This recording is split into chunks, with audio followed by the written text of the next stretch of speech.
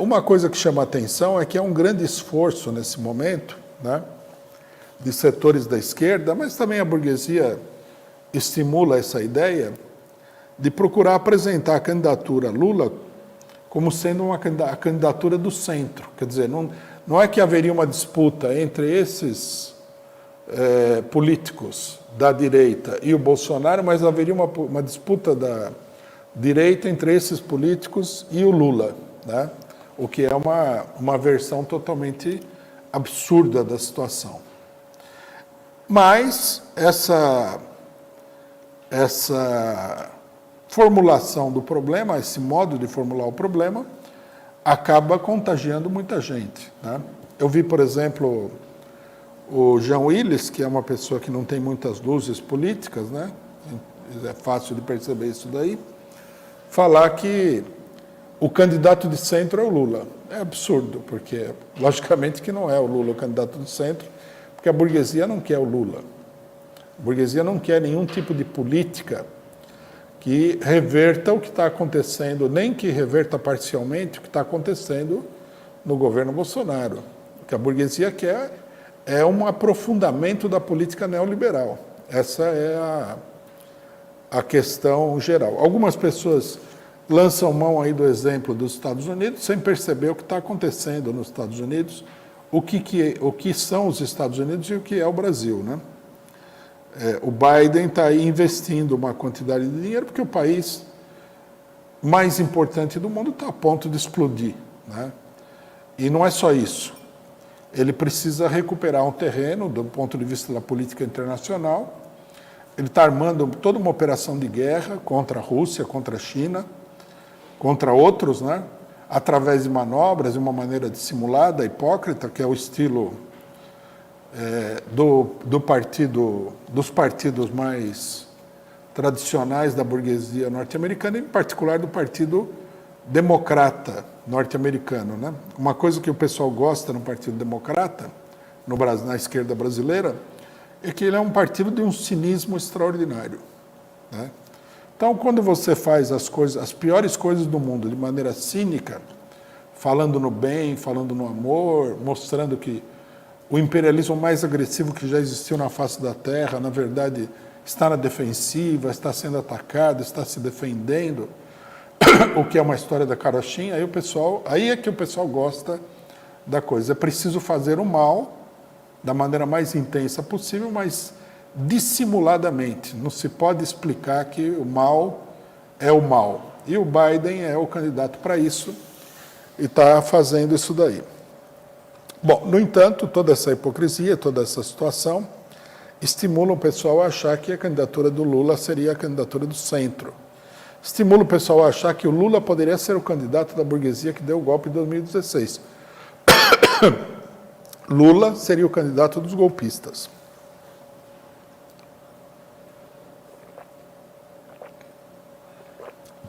Sobre isso, eu preciso fazer uma discussão profunda para estabelecer claramente quais são as coordenadas da situação política, né? A primeira coisa é a seguinte, né, que muita gente não entende. Lula foi o candidato da burguesia em 2002 com uma série de circunstâncias muito particulares. Primeiro, havia uma crise em toda a América Latina, havia uma crise bastante profunda, muito, muito profunda, da política neoliberal. Crise essa que levou a que a maioria dos governos da América Latina, não sei se a maioria, mas os mais importantes, fossem ocupados aí por representantes de um nacionalismo burguês. O caso mais notório é o caso da Venezuela com Hugo Chávez. E é o caso mais notório porque justamente na Venezuela houve um levante, né, revolucionário da população contra o imperialismo. Hugo Chávez não chegou ao governo por acordo com o imperialismo, ele chegou ao governo através de um enfrentamento, não dele pessoalmente, mas das massas com o imperialismo. Bem, no Brasil, né, e o imperialismo, eles sabiam que a situação era uma situação potencialmente explosiva. E o Brasil é o país mais importante da América Latina. Um país que se você, por exemplo, os acontecimentos políticos brasileiros, eles tendem a influenciar todo o continente americano. Então, a burguesia decidiu que era o momento do Lula exercer aí, por um curto período, o governo cercado de garantias. Né? O governo Lula não foi um governo que o Lula assumiu o poder e tomou as decisões que queria, embora ele tenha concordado com as condições que foram impostas a ele. Né? A famosa Carta aos Brasileiros, onde ele se coloca na defesa do sistema financeiro, da preservação das questões essenciais da política neoliberal, a presença de um Henrique Meirelles no governo, um banqueiro, né? E de outras personagens que controlavam o governo. A frente única a frente eleitoral com o Partido Liberal, o vice, né? José Alencar, que era um direitista e tudo mais. Bom, de lá para cá a situação se modificou, né? Primeiramente, os governos nacionalistas, todos eles, em função da variação da situação política, né? Nós passamos de um período em que houve um crescimento, né, do mercado de matérias-primas.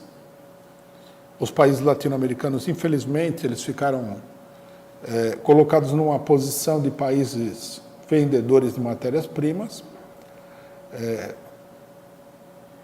Segundo, essa onda passou, isso aí levou à crise desses governos. Em segundo lugar, os governos não conseguiram efetivamente atender às necessidades populares fundamentais, abriu caminho para uma oposição, ainda que não seja uma oposição muito popular ao governo, mas que conta com a neutralidade de amplos setores das massas populares, e assim por diante.